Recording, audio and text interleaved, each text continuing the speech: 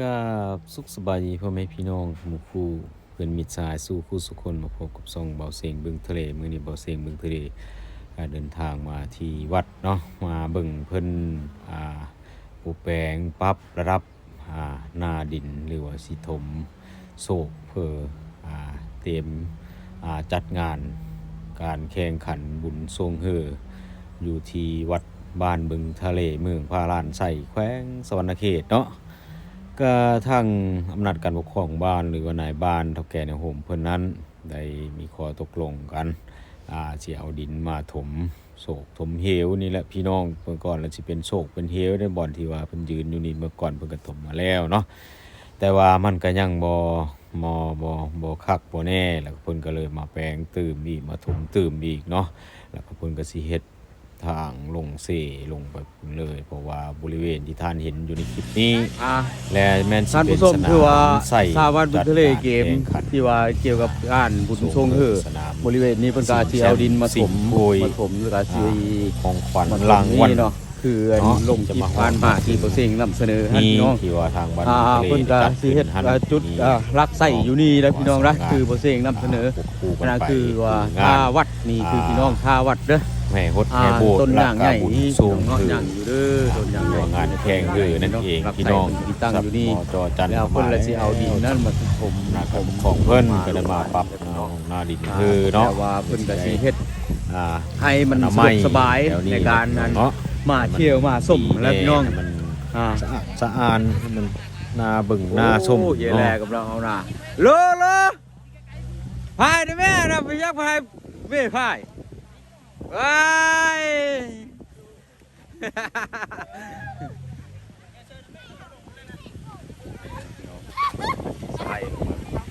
สไลด์ลงมาที่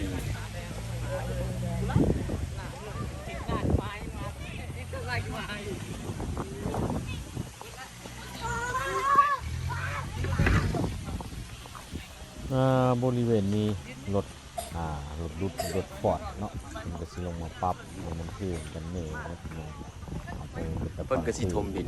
ถมลงมาเรื่อยๆลงมาเพิ่นก็บ่ฮู้ว่าสิจักรถโซนพี่น้องได้แค่นี้หลายรถเหลือพี่น้องนะโซน4ได้พี่น้องได้เพราะว่าโศกนี่ก็เลิกอยู่ถ้าสมัยเมื่อก่อนแล้วมันเป็นโศกแต่นี่นี่โศกเลิกก็ถมมาแล้วเทื่อนึงเนาะมาถมเทื่อนี้ก็เทื่อที่2พี่น้องสดๆเพิ่นก็เลยบ่ได้เฮ็ดเทื่อที่ใส่นี่จริงๆแล้วเป็นท่าวัดพี่น้องท่าวัดคือเป็นสิ่งแจ้งไปแล้วนั่นท่าวัดท่าปกขมาหรือท่าไม้ยางใหญ่เนาะคงยางใหญ่ก็จุดนี้ก็ว่าเด้อบ่อนที่สิพายพี่น้องรับรางวัลมาแล้วได้รางวัลที่4แล้วอ่ะแต่ว่าอยู่บ้านเพิ่นสิเอาที่1นะพี่น้องเอ้ยเอาชนะเลิศที่1แล้วนี่ครบแล้วบ่นี่เอ้ยไปพลานฮะอ้อมมือเขาล่าอันนั้นใดรถมันมาบ้านมารถบ่ได้ออมจังนี้อ้อมมือละล่าบอกเลยใส่บดขี้ในท้องเลยบ้านเฮานี่บ้านเฮาใส่บดขี้ในท้องตัดไปผู้บุญโอ้ทันบ่เฮ้ยมันต้องพนานักสีพายเป็นกำลังมาทีมซ้อมเพื่อเป็นนาเอาเรือลงสู่แม่น้ำเจ้าหน้าที่นั่นเองเป็นก็สิซ้อมกันต่อเลยน้องนะเพราะว่าเพิ่นก็สิของ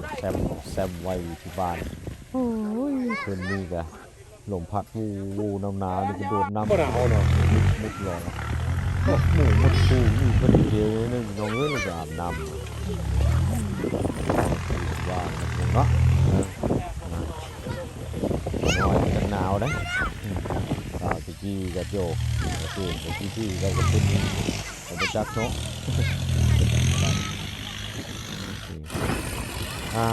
ภาษาของลุงน้อยเนาะพี่น้องเนาะเพิ่นก็เริ่ม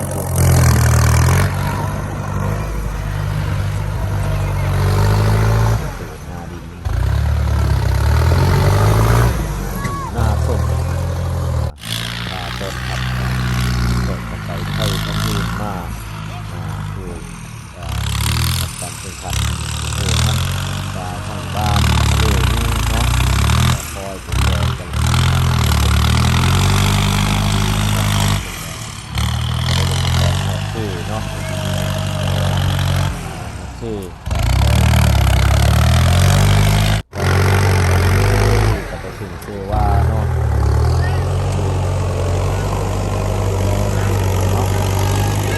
เลิกกว่าได้กับดอกคำเกินแล้วบอกคุณว่าถ้ากำลังความหักไปความสามัคคีมีเกิดแล้วเนาะความสำเร็จจะต้องตามมาเลยเนาะอะไรเนาะอยู่ไกลหรืออยู่ไกลอยู่เดินไปก็แล้วแต่เพราะว่าอยู่ภายในหรือต่างประเทศเนาะมีแน่เนาะขอบคุณกำลังใจเด้อจะได้ให้บ้านเรามีหน้ามีตาพัฒนากับบ้านอื่นหนึ่งเพิ่นเนาะจะส่งกำลังใจมาให้กันแน่เนาะ